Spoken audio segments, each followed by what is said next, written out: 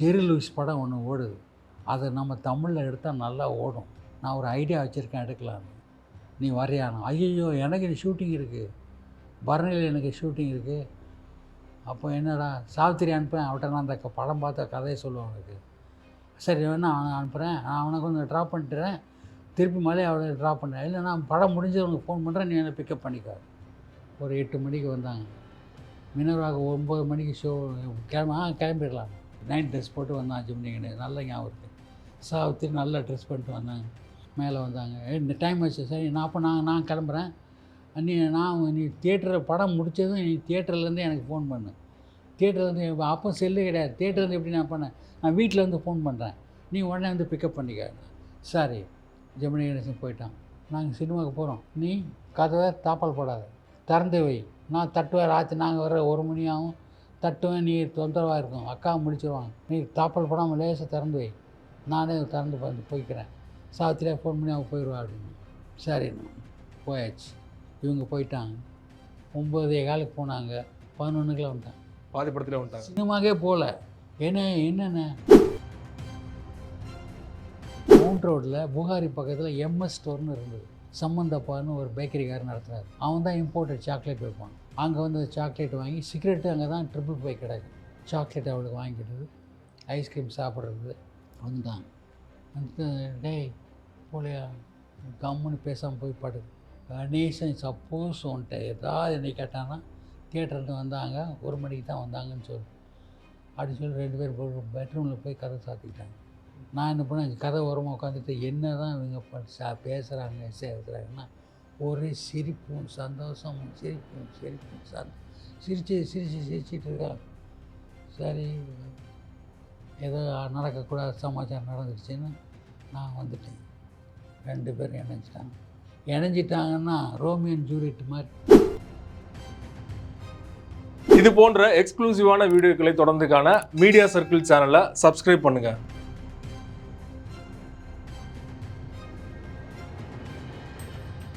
Media circle நேயர்களுக்கு வணக்கம். நடிகர் சந்திரபாபு 1957க்கு அப்புறமா தமிழ் இண்டஸ்ட்ரியில் கொடிகட்டி பறந்தவர் அப்படின்னு சொல்லலாம். அவர் வாழ்க்கையை சுற்றி நிறைய சர்ச்சைகள் தொடர்ந்து கொண்டே தான் இருந்தது. குறிப்பாக அவருடைய கடைசி காலம் வந்து சரியானதாக அமையல அப்படிங்கிறதா பலருக்கும் தெரியும். இந்த சர்ச்சைகள் தொடர்பாக நம்ம வந்து சந்திரபாபுவுடைய தம்பி ஜவஹர் அவர்கள்ட்டே வந்து நேரடியாக கேட்டு தெரிஞ்சுக்கலாம். சார் வணக்கம். ஜெமினி கணேசன் அவர்களுக்கும் சாவித்திரி அவர்களுக்கும் லவ் ஏற்பட்டது. சில பிரச்சனைகளால் வந்து சாவித்திரி கூட ஜெமினி கணேசன் இருந்துட்டான்னு சொன்னீங்க இல்லையா? பணத்தேவைகளுக்காக இருந்தால் அது சாவித்திரி அவர்கள் புரியலை அப்படின்னு நீங்கள் சொல்லியிருந்தீங்க. ஸோ அண்ணனுக்கும் சாவித்திரி அவர்களுக்கும் எப்படி வந்து ஒரு நட்பு ஏற்பட்டது, அதனால நிறைய பிரச்சனைகள் வந்து கேள்விப்பட்டோம். பெரிய கதை, அது 3 hours ஒரு சினிமாவே எடுக்கலாம் அதை பற்றி. நான் கொஞ்சம் ப்ரீஃபாக சொல்லிடுறேன். ஜெமினி கணேசன் அண்ணன் நல்ல ஃப்ரெண்ட்ஷிப். நான் என்ன சொன்னேன், இந்த புல்லட்டில் தான் வருவாங்க, இப்படியே சுற்றுவாங்க. அதுக்கப்புறமா ப்ரிஃபெக்ட் ஃபோர்டுன்னு ஒரு கார்டு 92 நவம்பர் நல்லா ஞாபகம் இருக்குது. அப்போ எங்கள் அண்ணன்கிட்ட ஃபியட் கார் வந்து 9196. எங்கள் அண்ணன்கிட்ட பிளாக் கலர் ராமனா வாங்கி கொடுத்தாரு. புதுமை பித்தனில் ஆக்ட் பண்ணுறதுக்காக கார் வாங்கி கொடுத்தாரு. அந்த கார் தான் அண்ணன் போவார். ஆனால் கணேசன் கூட தான் சுற்றுவார். கணேசன் சுற்றும் போது இவர் நம்ம வீட்டிலையே தான் இருப்பார். ஏன்னா நான்வெஜ்ஜே அவங்க வீட்டில் சமைக்க மாட்டாங்க. சாவித்திரி வீட்டுக்கு படத்துக்காக தான் போவார், மொத்த சாவித்திரிட்டு போக மாட்டார். நம்ம வீட்டில் தான் கறி, மீன், கோழி, ட்ரிங்க்கு எல்லாத்தையும் இங்கேயே தான். 10 காசு செலவு பண்ண மாட்டார். கஞ்சன்னா நம்பர் 1 கஞ்சன். அதை தான் அண்ணன் ஒரு பேட்டியில் சொல்லுவார். ஜெமினி கணேசனை பற்றி என்ன உங்களோட அபிப்பிராயம்னு கேட்டதுக்கு என்ன தெரியுமா சொன்னார், வட்டி கடை வச்சா நல்லா பழச்சிக்குவான் அப்படின்னு இப்படியே சொன்னார். குண்டிச்சு பத்திரிகையில் ஒவ்வொருத்தர் எம்ஆர் ராதா பற்றி சொன்னார், சிறந்த நடிகர் சிவாஜி கணேசன் சொந்தக்காரங்கள்லாம் சேர்ந்து தின்னுட்டுருக்காங்க. எம்ஜிஆரை பற்றி ஏதோ ஒன்று சொன்னார், சொல்லக்கூடாது. அப்போ ஜெமினி கணேசனை பற்றி என்ன சொல்கிறீங்க, வட்டி கடை வச்சா நல்லா பழச்சிக்குவோம், ஐயர் நல்லா பழச்சிக்குவோம், வட்டி வியாபாரம் நல்லா பண்ணுவோம் அப்படின்னாரு. கஞ்சன் 10 காசு செலவு. அப்போ எப்போ பார்த்தா பணம் இல்லை அப்படின்னு இப்படியே இவங்ககிட்ட ஃப்ரெண்ட்ஷிப் இருக்கும்போது சாவித்திரி ஃபோன் பண்ணுவாங்க ராத்திரி 9 மணிக்கு. அங்கே எங்கள் வீட்டுக்காரர் இருக்காரா, ஏம்மா இருக்கார், இந்த பேசுவாங்க. வரமான்னு போகவே மாட்டார். மறுபடியும் ஃபோன் பண்ணுவார், என்ன இப்படி அண்ணனை என்ன இப்படி பண்ணுறாங்களே, என்ன வர்றதே இல்லைண்ணே, பணத்துக்கு டைமில் தான் வர்றாரு, மற்றபடி பார்க்குறதில்ல. கையில் பிள்ளையோடு நான் படுற கஷ்டம் பெருசாக இருக்குண்ணே, நீங்கள் கொஞ்சம் சொல்லுங்கண்ணே, வந்தால் உடனே கொடுக்காதீங்க என்ன, ட்ரிங்க்ஸ் கிங்க்ஸ் எதுவும் கொடுக்காதீங்க, உடனே அனுப்பி வைங்க. சாவித்திரி அவர்களுக்கும் ஜெமினி கணேசன் அவர்களுக்கும் குழந்தை பிறந்துருச்சு. குழந்த பிறந்துச்சு. ஓகே. விஜய் சாமுண்டீஸ்வரி. அப்படி இருக்கும்போது இவர் அண்ணன் சொல்கிற, ஏய் சாவித்திரிக்கு சொல்கிறான், நீ இங்கே வந்து கெட்டு போகிறேங்கிறான், இந்த வீடு வம்பா, நீ வேணா ட்ரிங்க் வேணா என் கையில் கொடுன்ட்டு ஜானி வாக்கர் விஸ்கி தான் வச்சுருப்பார். அப்போ மட்டும் மற்ற இப்போலாம் பிளாக்ல அப்போ ஜானி வாக்கர் தான். ஜானி வாக்கர் கையில் எடுத்து போயிடுவான். பாதி பாட்டில் தான் பாதி பாட்டில் எடுத்துகிட்டு போயிடுவான். ஏன் வா போங்கிறேன்னா, அப்போ நான் நல்ல ஃப்ரெண்டு. கடைசி காலத்தில் நான் அவருக்கு உதவி செஞ்சது அப்புறம் நான் சொல்கிறேன் அந்த கதை. கடைசியில் நான் தான் அவருக்கு ஹெல்ப் பண்ணேன் ஜெமினி கணேசனுக்கு. பணத்துக்கு இல்லை, வேறு சமாச்சாரத்துக்கு. வேறு சமாச்சாரம் நான் சாப்பாடு நான்வெஜ்ஜு சாப்பிடுவான், அதே சொல்லிக்கிறேனே, நான்வெஜ்ஜு சாப்பிடுவான்.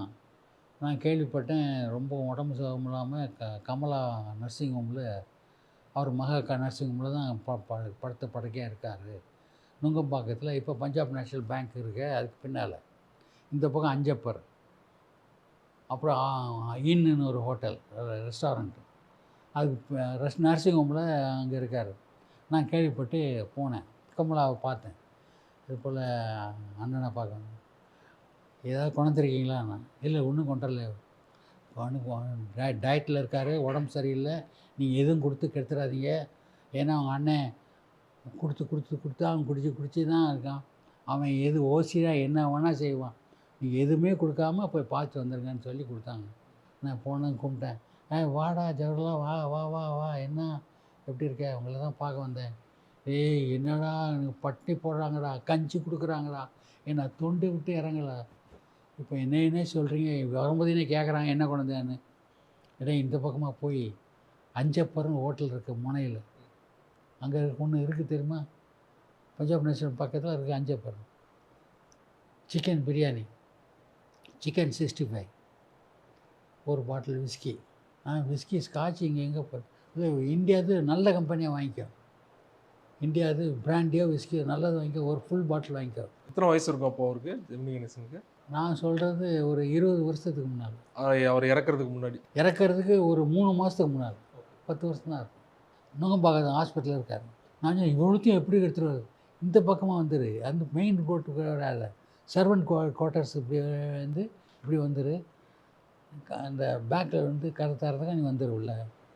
என்னெல்லாம் வேணும்னா ஒரு சிக்கன் பிரியாணி வாங்கிக்கோ, சிக்கன் 65 வாங்கிக்கோ, ஒரு பாட்டில் வாங்கிக்கோ. சரின்ட்டு நான் போய் இருக்கிறதுலே காஸ்ட்லியஸ்ட்டு இது என்ன பிராண்டு விஸ்கி வாங்கிட்டு, சிக்கன் பிரியாணி சிக்கன் 65 வாங்கிட்டு என்ன பண்ணேன்னு சொல்லி பேக்ஸோட வந்துட்டா, பேக்கில் டோர் கொடுத்தா பதறி சாப்பிட்றேன். ஏய் தினமும் வந்துடுவியாடா, நான் தொலைச்சேன். நான் வந்தால் இப்போ அக்காவை பார்க்குறதுக்கே மரியாதை இல்லை, நான் தெரிஞ்சது கொன்னே போயிடுவாங்க என்னை. நான் உங்களுக்கு ஃபோன் பண்ணுறேன், ஏன் ஃபோனே இல்லையே, எல்லாத்தையும் எடுத்துட்டால, நீ வந்துடு ராஜா, தயவுசெய்து வந்துடுறாண்ணா. சரி நான் பார்க்குறேன் அப்படின்ட்டு என்ன பண்ண மறைமுகமா மறுநாள் போல் 2 நாள் கழித்து, ஒரு நாள் விட்டு ஒரு நாள், ஒரு மாதத்தில் 1 மாதம் பண்ணேன் சாப்பாடு. நான் தான் வாங்கி அஞ்சப்பரை வாங்கிட்டு வீட்டிலேருந்து எடுத்துகிட்டு போவேன், பேக் சைடில் வாங்கிட்டு. தெரிஞ்சு போச்சாங்க. தெரிஞ்சு வந்ததும் நேராக வீட்டுக்கு ஃபோன், என் ஒய்ஃபுக்கு, இது இப்படி பண்ணுறாரு அவங்க வீட்டுக்காரரு, இந்த கமலாம்மா கத்துறாங்க. அப்புறமா சரின்னு அதோடு நிறுத்தியாச்சு. சார் இப்போ கதைக்கு வருவோம். சாவித்திரினா என்ன இப்படி அண்ணன் இப்படி பண்ணுறாங்க பாபுண்ணே, வரதே இல்லை என்னதும் இவங்க ஆறுதல் சொல்ல, இவர் ஆறுதல் சொல்ல, அண்ணன் ஏதாவது ஒரு பாட்டு பாடுங்கன்பா. அண்ணன் பாடுவார், பாட்டு கேட்டார், ரொம்ப நல்லா இருக்குண்ணே, இன்னும் தடவை பாடுங்க. பாட்டுன்னு அவ்வளோ பிரியம், அவ்வளோ பாடுவார், பாடிக்கிட்டே இருப்பார், அப்படியே இருப்பார். போயிடுவாங்க. இப்படின்றதும் அப்போ வந்து அண்ணனுக்கு டிவோர்ஸ் ஆயிடுச்சு. அப்போ அந்த ஃபாரினர் டிவோர்ஸ் ஆகிட்டு இப்படியா இருக்கும்போது ஒரு நாள் கிளைமேக்ஸ் நடந்தது. பாபு என்ன பண்ணார், கணேசனுக்கு ஃபோன் பண்ணார். மினர்வாவில் ஜெரி லூயிஸ் படம் நல்ல ஞாபகம் இருக்குது. ஜெரி லூயிஸ் படம் ஒன்று ஓடுது, அதை நம்ம தமிழில் எடுத்தால் நல்லா ஓடும், நான் ஒரு ஐடியா வச்சுருக்கேன் எடுக்கலான்னு, நீ வரையானோ. ஐயோ எனக்கு ஷூட்டிங் இருக்குது, பரணியில் எனக்கு ஷூட்டிங் இருக்குது. அப்போ என்னடா சாவித்திரி அனுப்பேன், அவட்ட நான் அந்த படம் பார்த்த கதையை சொல்லுவேன் உனக்கு. சரி வேணா அவனை அனுப்புகிறேன், நான் அவனை கொஞ்சம் ட்ராப் பண்ணிட்டுறேன், திருப்பி மலையை அவளை ட்ராப் பண்ணுறேன், இல்லை நான் படம் முடிஞ்சு உனக்கு ஃபோன் பண்ணுறேன், நீ என்னை பிக்கப் பண்ணிக்க. நீங்களே புரிஞ்சிக்கலாம் எப்படி போகும் கிளைமேக்ஸு. ஒரு 8 மணிக்கு வந்தாங்க.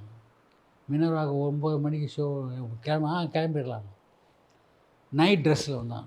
நைட் ட்ரெஸ் போட்டு வந்தான் ஜெமினி கணேசன். நல்ல ஞாபகம் இருக்குது. சாவித்திரி நல்லா ட்ரெஸ் பண்ணிட்டு வந்தாங்க.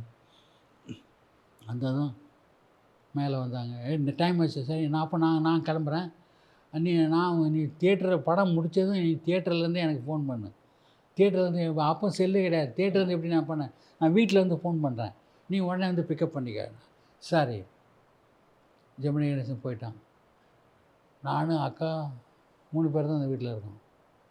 அப்போ நான் பைலட் கம்பெனியில் வேலைக்கு போகிறேன். அப்போ நான் வேலைக்கு போயிட்டு வந்தேன். டேய், நாங்கள் சினிமாவுக்கு போகிறோம், நீ கதவை தாப்பால் போடாத, திறந்து வை, நான் தட்டுவேன். ராத்திரி நாங்கள் வர 1 மணி ஆகும், தட்டுவேன், நீ தொந்தரவாக இருக்கும், அக்கா முடிச்சிடுவாங்க, நீ தாப்பால் போடாமல் லேசாக திறந்து வை, நானே திறந்து போய்க்கிறேன், சாத்திரியாக ஃபோன் பண்ணி அவன் போயிடுவா அப்படின்னு. சரிண்ணா போயாச்சு. கணேசன் போயாச்சு. இவங்க போயிட்டாங்க. 9:15 போனாங்க, 11 வந்துட்டாங்க. பாதி படத்தில் வந்துட்டாங்க. சினிமாக்கே போகல. என்னென்ன மவுண்ட் ரோடில் ஜாஃபர் ஐஸ்கிரீம்னு ஒரு காலத்தில் ஐஸ்கிரீம் ஃபேமஸ் தெரியுமா? நியூ எலிஃபென்ட்ஸ் தியேட்டரில் அங்கே தான் அவர் ஐஸ்கிரீம் சாப்பிடுவார். சாவித்திரிக்கு பைத்தியம் அந்த ஐஸ்கிரீம் சாப்பிட்றாரு. 2 பேரும் ஐஸ்கிரீம் பார்லரில் ஐஸ்கிரீம் சாப்பிட்டாங்க. சாப்பிட்டுட்டு சாவித்திரிக்கு எப்போ பிடிக்கும், பாதாம்லேயே சாக்லேட் கேட்பரிஸில் வரும், பாதாம் பருப்பு உள்ளே இருக்கும், மேலே சாக்லேட். அது மவுண்ட் ரோடில் புகாரி பக்கத்தில் எம்எஸ் ஸ்டோர்னு இருந்தது. சம்மந்தப்பான்னு ஒரு பேக்கரிக்காரன் நடத்துகிறார். அவன் தான் இம்போர்ட்டட் சாக்லேட் வைப்பான். அங்கே வந்து சாக்லேட் வாங்கி, சிகரெட்டு அங்கே தான் 555 கிடைக்கும். சிகரெட் டின் ஒன்று வாங்கிக்க வேண்டியது, ரவுண்ட் டின். சாக்லேட் அவளுக்கு வாங்கிக்கிட்டது, ஐஸ்கிரீம் சாப்பிட்றது. வந்துட்டான். வந்து டேய் போலையா, கம்முன்னு பேசாமல் போய் படு. கணேசன் சப்போஸ் உன்ட்ட ஏதாவது என்னை கேட்டான்னா, தியேட்டர்லேருந்து வந்தாங்க 1 மணிக்கு தான் வந்தாங்கன்னு சொல்லு அப்படின்னு சொல்லி 2 பேர் பெட்ரூமில் போய் கதை சாத்திக்கிட்டாங்க. நான் சும்மா இருப்பேனா, இளம் வயசு. நான் என்ன பண்ணேன், கதை ஓரமாக உட்காந்துட்டு என்ன தான் இவங்க பேசுகிறாங்க சேர்க்குறாங்கன்னா, ஒரே சிரிப்பும் சந்தோஷமும் சிரிப்பும் சிரிச்சிட்டு இருக்காங்க. சரி, ஏதோ நடக்கக்கூடாத சமாச்சாரம் நடந்துருச்சுன்னு நான் வந்துட்டேன். 2 பேரும் இணைஞ்சிட்டாங்கன்னா ரோமியன் ஜூலியட் மாதிரி, லைலா கைஃப், அபிமன்யு, அமராவதி, அந்த மாதிரி காதல் பைத்தியம். லிட்ரலி அந்த காலகட்டத்தில் ஜெமினி கணேசன் வெறுத்துட்டாங்க சாவித்திரி. ஜெமினி கணேசன் அதை பற்றி பாதர் பண்ணிக்கவே இல்லை. பாபு இப்படி பழகிறானே, இப்படி பண்ணுறாளே சாவித்திரி, எங்கேயே தானே நேராக ஷூட்டிங் முடித்து 6 மணிக்கு முடித்தா 7 மணிக்கு வீட்டுக்கு வந்துடுவான். ஜெமினி கணேசனுக்கு எப்போ தெரிய வந்தது அது? சொல்கிறேன் கேளுங்க, கிளைமேக்ஸ் சொல்கிறேன். 7 மணிக்கு வந்துடுவான். வந்துட்டா கணேசன் அங்கேருந்து இங்கேருந்து எங்கேயோ ஃபோன் பண்ணுவான், பண்ணிட்டேன் இங்கே இருக்கானா, இங்கே என்ன பண்ணிருக்கேன், கதை கேட்டுட்ருக்கேன், கதை சொல்லியிருக்கேன், எனக்கு படம் எடுக்க போகிறேன்ல, எனக்கு படம் எடுக்க போகிறா சாவித்திரி, ஐடியா சிவாஜி வச்சு ஒரு படம் எடுக்கிறது, அவங்கள டைரக்ட் பண்ணுறத அதனால் கதை கேட்டுட்ருக்கேன். சரி ஆனால் டெய்லியாக கதை ராமாவும் பிட்டாக சொல்லிகிட்டு இருக்காரு. அப்படி அவனுக்கு ஸ்மெல் த ரேட். அவன் கண்டுபிடிச்சான், இது ஏதோ சம்திங் ராங் அப்படின்னு. கிளைமேக்ஸ் என்ன ஆச்சு, மாடி விட்டு ஏழை படம் எம்ஜிஆர் அனௌன்ஸ் பண்ணிட்டார். அனௌன்ஸ் பண்ணதும் அனௌன்ஸ் பண்ணிட்டார், எம்ஜிஆர் தான் ஹீரோ. அண்ணன் டைரக்ஷனு, MGR hero. Good bye mister சிப்ஸ்னு ஒரு இங்கிலீஷ் படம், அந்த ஸ்க்ரீன் ப்ளே என்கிட்ட இருக்குது, வச்சுருக்கேன். ஒன்று அண்ணன் எழுதுன ஸ்க்ரீன் ப்ளே என்கிட்ட இருக்குது, மாட்டி விட்டு ஒன்று எடுக்கல அந்த படமாக. குட் பை மிஸ்டர் சிப்ஸுங்கிற ஒரு கதை, அருமையான கதை. ஒரு கோடீஸ்வரன் அப்பா துரத்தி விட்டுறாரு, நீ உழைச்சி 10 காசு சம்பாதிச்சு நீ காட்டு, நான் மகன் ஏற்றுக்கிறேன். அப்பா கூலி வேலையாக, அப்பா ஃபேக்ட்ரியில் கூலி வேலையாக செய்கிறார். அப்போ உயர்ந்து வரான், அப்புறமா மந்திரி ஆகிறான், அப்புறம் அந்த மாதிரி கதை, அருமையான கதை. அதான் மாடி விட்டு ஏழை. அந்த ஸ்கிரிப்டில் என்கிட்ட தான் இருக்குது. அந்த டைரக்ஷன் எம்ஜிஆர், சாவித்திரி அனௌன்ஸ் பண்ணியாச்சு. போஸ்டர்லாம் வந்தாட்டு. எம்ஜிஆர்கிட்ட நாளை காலையில் புதன்கிழமை செவ்வாய்க்கிழமை புதன்கிழமை அட்வான்ஸ் கொடுத்துருங்க 25,000 4 lakhs பேசியாச்சு. சரி 25,000 வீட்டை காதில் எல்லாம் வந்து இப்போ அந்த காசுலாம் ப்ராப்பர்ட்டி வாங்கி போட்டார். ஜுவல்ஸ் கில்ஸ் எல்லாம் கையில் ரொக்கமாக கையில் இல்லை.